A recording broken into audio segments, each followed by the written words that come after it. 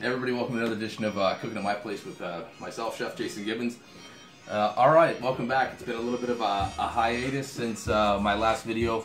As like many of you, I had a pretty good cold there about a week ago, so back on my feet and ready to do some good cooking. So today we got something that's going to help you cure some of your ailments. We're doing a spicy Vindaloo chicken, another Indian dish. I know we've done the butter chicken before, something that's a little bit more tame, a little bit more subtle in flavor. However, this one is going to pack a bit more of a punch, and it's going to be a little bit spicy, and but a ton of flavor. It does not lack in flavor. So let's get right to it. I'm going to start by explaining to you the list of ingredients that we're going to be using for today, and the basis of our cooking procedures. So today we have 1 large can of diced tomato with the residual juice. I've got a package of 4 chicken breasts. So I mean, I can sit and go there by weight, but to make it easier for those of you at home, I mean, your standard chicken breast comes in 4 pack. So grab that. We have a tablespoon and a half of cumin. We have 1 tablespoon of ground coriander. We've got 1 teaspoon of ground cardamom. We've got 1 teaspoon of tandoori powder. We've got we'll call that a teaspoon of fenugreek, 2 bay leaves, a nice cinnamon stick. We've got half a teaspoon of mustard seed, a 1/4 teaspoon of nutmeg, 1 teaspoon of turmeric, half a teaspoon of chili flakes, a tablespoon and a half of garlic. We have 2 tablespoons of tamarind paste. We have a tablespoon and a half of ground ginger. We have 1 ounce of apple cider vinegar.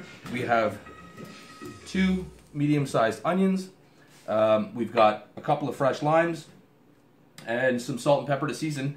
And we've got some olive oil. We're going to sear up our chicken in a minute, and we'll get cutting up some onions and start our dish. So I've got some fresh mint. I like to add a little bit of fresh mint in there. It's unconventional. Some people might not think so, but I find it just puts a nice vibrancy on the dish, and it also tames that edge on your spiciness to really balance it out. So it's quite nice.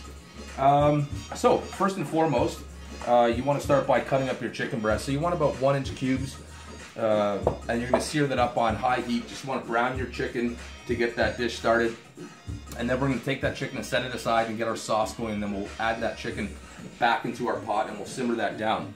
So first things first, get yourself a sharp knife. And you don't have to dice up your onion in any particular size, or it doesn't have to be a medium dice or a brunoise or fine dice, because we are going to blend down our sauce. Given the time, we will hopefully be able to do that and show you what it's like to get that sauce nice and velvety and have a really good texture on it. So we're just going to chop up our onion.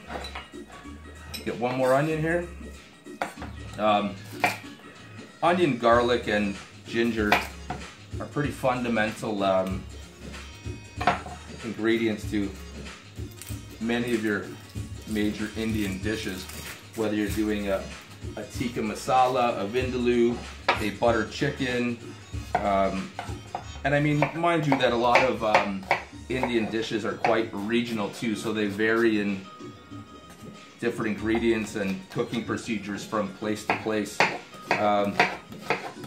With the Vindaloo chicken, as I have done the butter chicken before, I like to use grilled up or baked tandoori chicken, but for this one we don't really have to do that. This is going to pack a punch, but it's always a little bit of a nice if you have some chicken that you've already grilled up. So we're going to add about 1.5 tablespoons of olive oil to our pot, and get that nice and hot.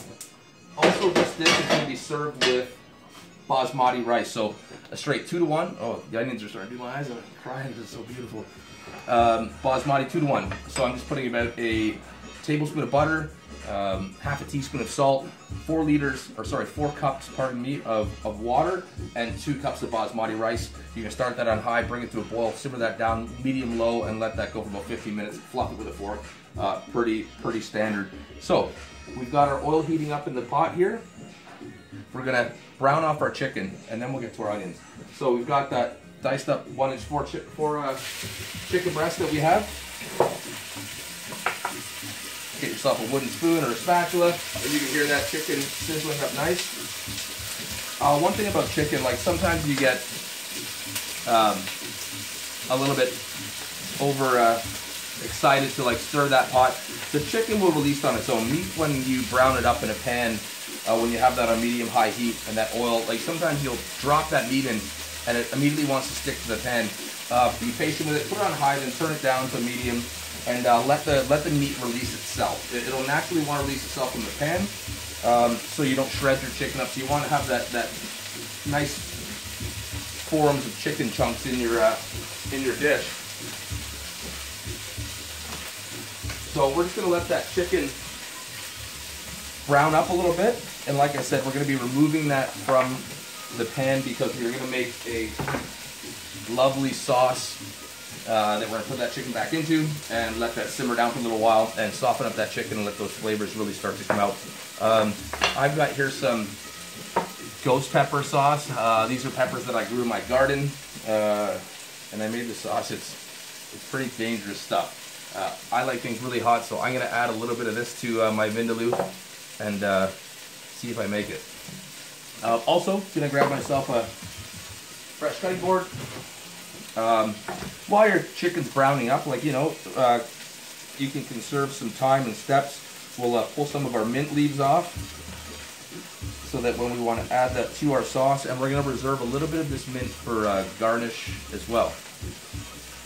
So, as we're doing that, that chicken's starting to brown behind me quite nicely. I've got these like little hammered copper tin pans or pots just for eating out of. It adds a real nice twist and might impress some people that you have over for dinner. It's kind of cool looking. So we'll reserve some of our mint for garnish. I'm going to run around right quick. I've also made a lime garlic crema. So what I've done was I've mixed quarter cup of sour cream, quarter cup of yogurt, and I've added 1 tablespoon of garlic puree and the juice of half a lime, and I've shaken that up and I've made myself a crema. So that's just a nice finishing garnish, and it also, again, lightens up that spiciness and adds a really nice creamy texture to the top of it. It goes really, really nicely on top with that mint. All right, so that chicken is just starting to brown up. We've turned that chicken over a little bit. We're going to let that go a little bit more. In the meantime, we can have a little sip of wine.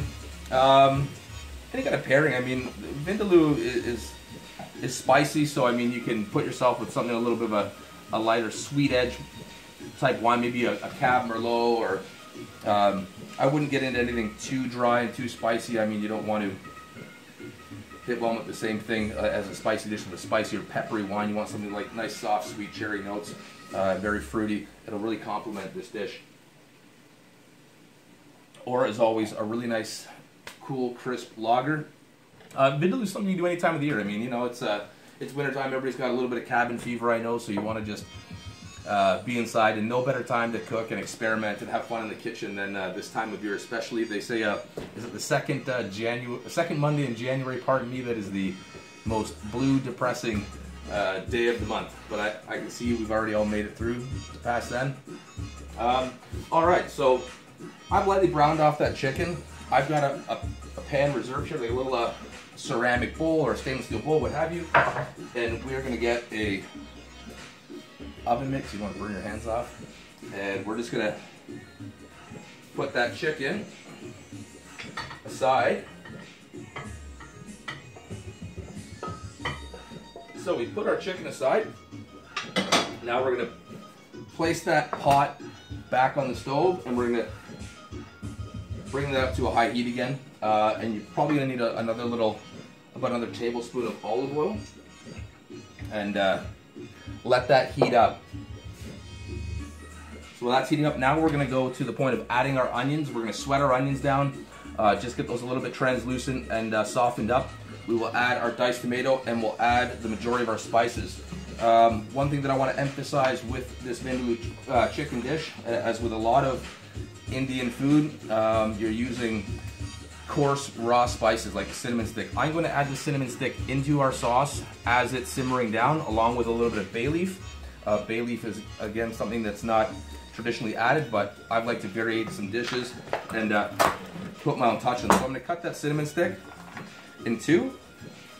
And we're gonna remove those bay leaves and that cinnamon stick before we blend down our sauce. And now, like with blender, or you can use a stick blender or an immersion blender, what have you.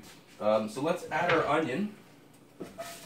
Your oil's nice and perfectly hot there. You can get that sizzle there. And we're gonna just sweat those onions down.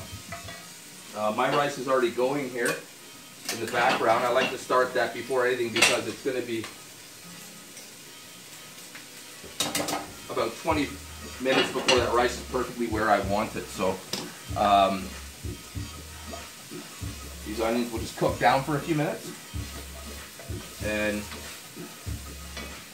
then we'll add our tomatoes. All of this is going to be blended up into a nice smooth texture once we put it in the blender. So those onions can go for about another 30 seconds or so, and then we'll start adding some other ingredients.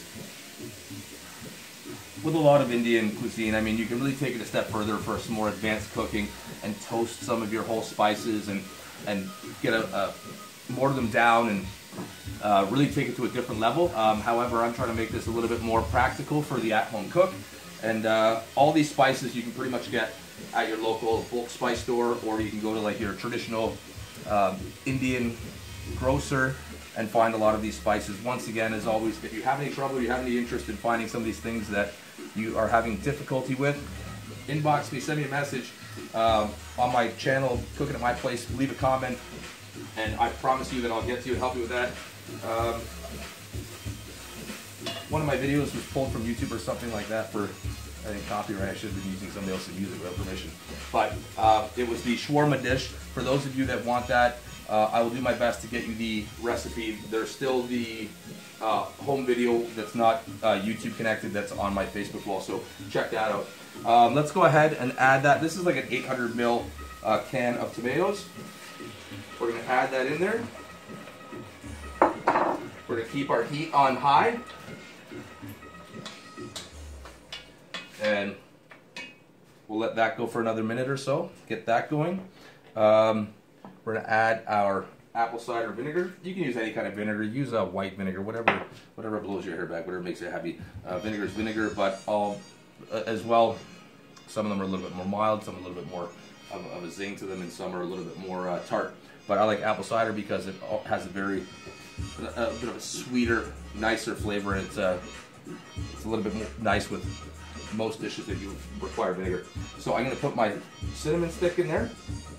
I'm going to add my ginger.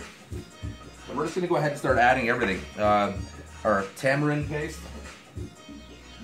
And put it all in there. Just let it simmer down.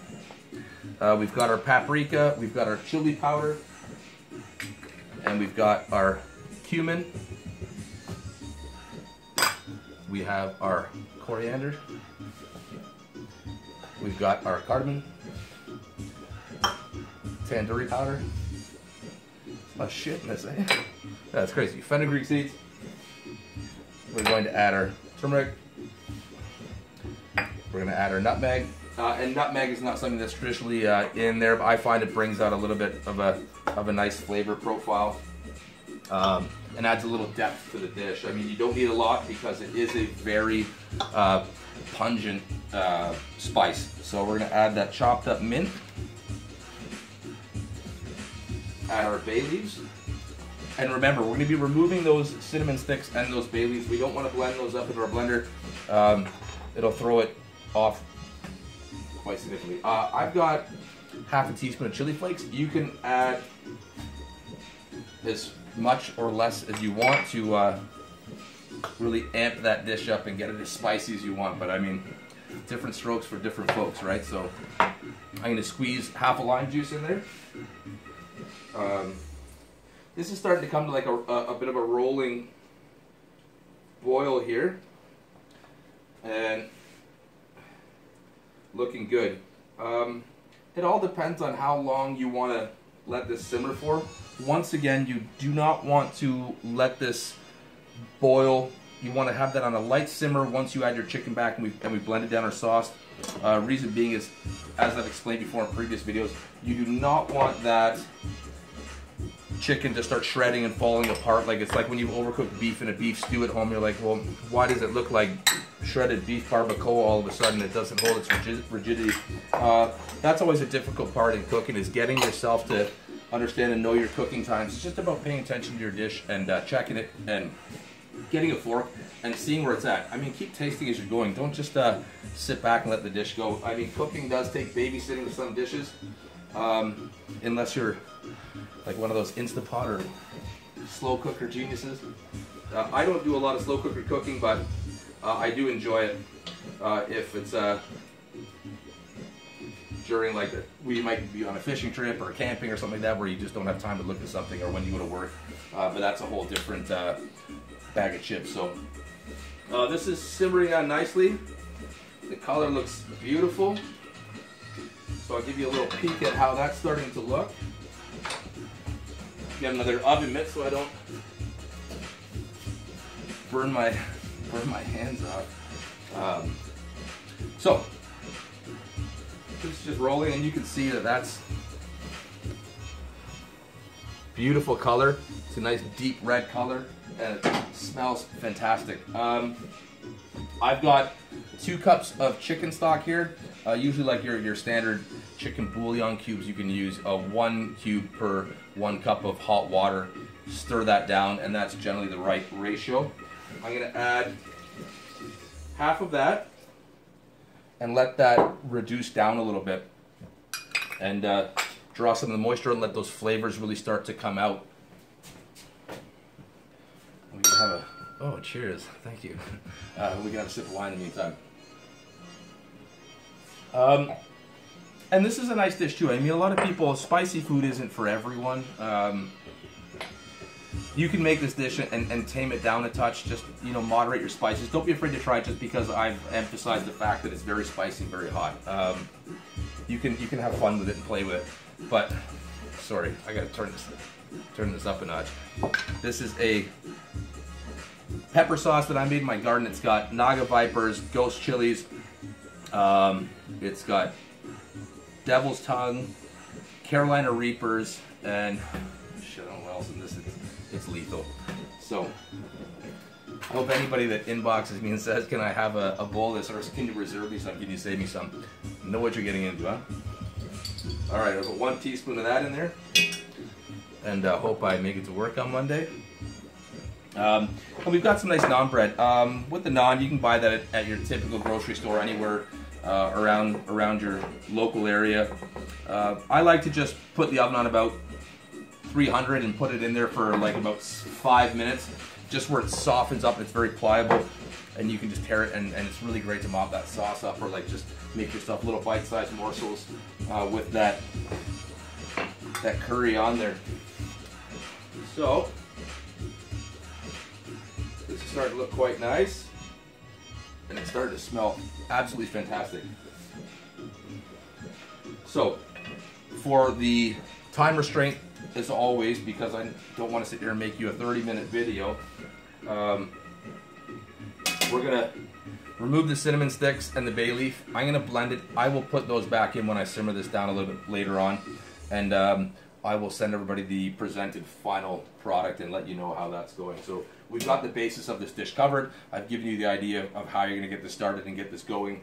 So what I'm going to do, just so I can give you a little bit more of a show of what that sauce is going to look like, I'm going to remove my cinnamon sticks quick, and those 2 bay leaves. I'm going to add those back, like I said, to simmer this down.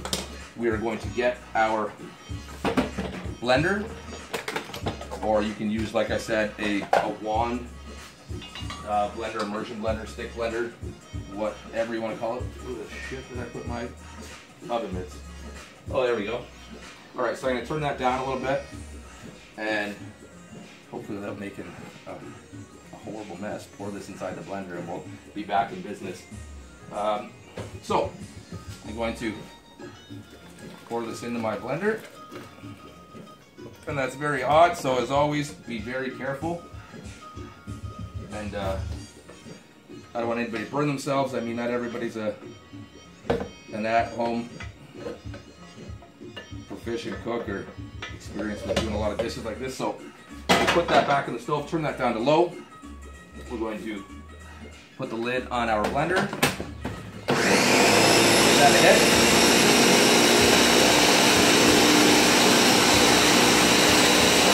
So I'm going to blend this for like probably about a minute, and then that should be where we want it to be. And that's going to give us a really nice texture to our sauce and make it, it's going to make all those spices come together and a lovely aroma.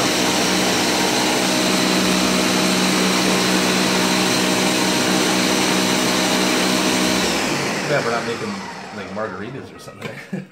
All right, so we're gonna take the lid off. We're gonna pour that sauce. So you can see, like that's just, I'm trying to blow the steam away so you can see it. Now that's a nice, really rich, smooth sauce. I'm gonna pour that back into the pot. And now we are going to add our browned up chicken breast to that pot.